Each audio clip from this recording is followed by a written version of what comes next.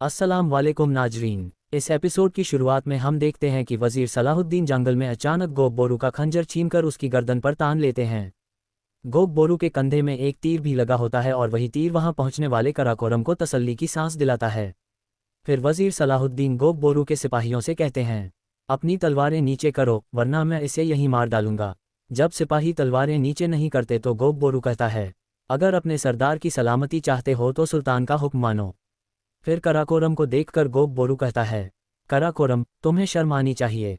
जवाब में कराकोरम कहता है, शर्म तो तुम्हें आनी चाहिए गोब बोरू, हमारे लिए अपने पर खोलने वाले। सुल्तान पर तलवार तानकर तुमने हद पार कर दी है। मैं और बगावत बर्दाश्त नहीं कर सकता, अपने आदमी पीछे हटाओ। फिर वजीर सलाहुद्दीन गोब बोरू से कहते हैं, अगर तुमने और जिद की तो मैं तुम्हारा खून बहाने से भी पीछे नहीं हटूंगा। आखिरकार गोब बोरू के साथ उसके सिपाही पीछे हट जाते हैं। फिर बोरू तेजी से आगे बढ़कर वजीर सलाहुद्दीन के पास आता है। वजीर सलाहुद्दीन सिपाहियों से कहते हैं, सबको गिरफ्त में ले लो। और फिर गोब बोरू से कहते हैं, जब तक तुम्हारी अक्ल ठिकाने नहीं आ जाती तुम सब मेरे कैदी हो। दूसरी तरफ काहिरा में हकीम शम्सा खातून का इलाज कर रही होती है और फिर फातिमा खातून से कहती है, शम्सा खातून को तेज़ बुखार है, मुझे ये जानना ज़रूरी है कि उन्होंने पिछले दिनों क्या खाया और क्या पिया था। ये सुनकर फातिमा खातून परेशान होकर कहती हैं, कहीं मेरी बेटी को जहर तो नहीं दिया गया। तो हकीम कहती है, यह मुमकिन है। इसी दौरान लैला भी वहां आ जाती है और समूद भी परेशान हालत में वहीं खड़ी होती है। फिर फातिमा खातून हकीम से कहती हैं, ये कैसी गद्दारी है। तो हकीम कहती है, पहले हमें इसकी तस्दीक करनी होगी। फिर फातिमा खातून जुमर्दा से कहती हैं, बेटी वह दवा तैयार करो जिसके बारे में तुमने बताया था कि तुम्हारी दादी बनाया करती थी, शायद शम्सा ठीक हो जाए। ये सुनते ही जुमर्दा वहां से चली जाती है। जुमर्दा के जाने के बाद लैला फातिमा खातून से कहती है, अम्मी शम्सा आपा के बारे में कुछ है। हकीम को भेजने के बाद फातिमा खातून कहती हैं, बोलो बेटी। लैला कहती है, मुझे जुमर्दा के कमरे से कुछ मिला था, उसमें अजीब सी दवा थी।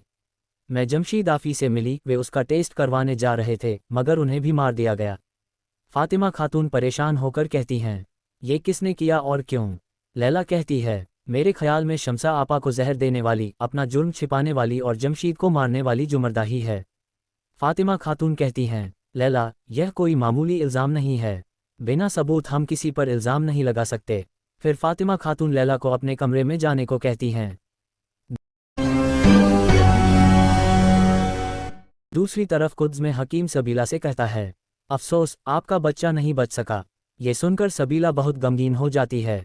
लादगायो उसके पास बैठकर कहता है, सब ठीक हो जाएगा, मैं हमेशा तुम्हारे साथ रहूंगा। लेकिन सबीला मुंह फेर लेती है। दूसरी ओर मारिया बाल्डो से कहती है, बालन और विलियम के लिए कैद से बिना किसी मदद के फरार होना नामुमकिन है। बाल्डो कहता है, ऐसी मदद कौन कर सकता है। मारिया कहती है, बालन की मौत से सबसे ज्यादा नुकसान किसे होगा। बाल्डो गुस्से में कहता है, शहजादी सबीला ऐसा कभी नहीं करेगी। उसी वक्त एक दासी आकर बताती है कि शहजादी सबीला की तबीयत और ज्यादा बिगड़ गई है। बाल्डो दौड़ता हुआ वहां जाता है। दूसरी ओर तेग अफसानिया और वजीर इमाद के साथ आगे बढ़ रहा होता है। वह एक जगह रुककर कहता है, मैं ऐसा नहीं कर सकता। मैंने अपना फ़र्ज़ और जिम्मेदारी निभाई है, लेकिन दरवेश चाचा मुझे माफ़ नहीं करेंगे। अफसानिया कहता है, वे बहुत नर्म दिल इंसान हैं। वह खजूर दिखाते हुए कहता है, ये मदीने की हैं, उन्हें पसंद हैं। कमरे में दाखिल होकर वे दरवेश को ज़मीन पर मरा हुआ पाते हैं।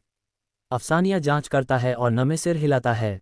वजीर इमाद गहरे सदमे में आ जाता है। वह कहता है, ऐसी गद्दारी कौन कर सकता है। कारा दिगन कहता है, गुमश्त गन ने एक अल्लाह वाले को कत्ल किया है, मैं उसे सज़ा दूंगा। वह गुस्से में वहां से चला जाता है। वजीर इमाद घुटनों के बल बैठ जाता है। दूसरी ओर कुद्स में बाल्डो मारिया के साथ सबीला के पास जाता है। लादगायो बताता है, शहजादी ठीक हैं, लेकिन उनका बच्चा ज़ाया हो गया है। इसके बाद लादगाया ऐलान करता है कि वह और सबीला शादी करने जा रहे हैं। सब हैरान रह जाते हैं। सबीला खुद इसकी तस्दीक करती है। मारिया मुबारकबाद देती है और चली जाती है। दूसरी ओर बोरू गोब बोरू को एक जगह ले जाता है। गोब बोरू कहता है, मुझे यहीं कत्ल कर दो। बोरू कहता है, तुम्हारा फैसला मेरा भाई करेगा। फिर वजीर सलाहुद्दीन पहुंचते हैं और कहते हैं, हकीकत की रोशनी ही पर्दे हटा सकती है। गोब बोरू कहता है, मैंने मुसलमानों के हक पामाल होते देखे हैं। क्राकुश कहता है, तुम किस सबूत पर यह इल्ज़ाम लगा रहे हो।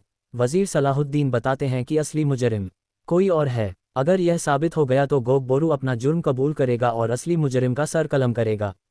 इधर काहिरा में शम्सा खातून होश में आकर सलाहुद्दीन को पुकारती हैं। फातिमा खातून उन्हें तसल्ली देती हैं। दूसरी ओर कारा दिगन गुस्से में गुमश्त गन को कत्ल करने जा रहा होता है, मगर अलबस उसे रोककर समझाता है कि सुल्तान को बताए बिना कुछ नहीं किया जा सकता। आखिरकार कारा दिगन शांत हो जाता है। कुद्स में मारिया लादगाया से पूछती है, सबीला अचानक शादी के लिए कैसे राजी हो गई? लादगाया कहता है, उसे एहसास हो गया कि वह मुझसे मोहब्बत करती है। मारिया कहती है, इसी वक्त बालन कैद से फरार हो गया, उसकी मदद किसने की? लादगाया कहता है, ये महल राजों से भरा हुआ है। कमरे में बाल्डो सबीला से पूछता है, क्या तुम वाकई शादी करना चाहती हो? सबीला कहती है, हाँ। बालन के फरार होने पर भी वह बेपरवाह रहती है। वह बाल्डो से कहती है, मुझे बस इतना चाहिए कि मुझे लादगाया से शादी करने दी जाए। नाज़रीन, इसी जगह पर एपिसोड खत्म होता है। मिलते हैं अगले एपिसोड में। वीडियो को लाइक करें, चैनल सब्सक्राइब करें और बेल आइकन ज़रूर दबाएं। अल्लाह हाफ़िज़।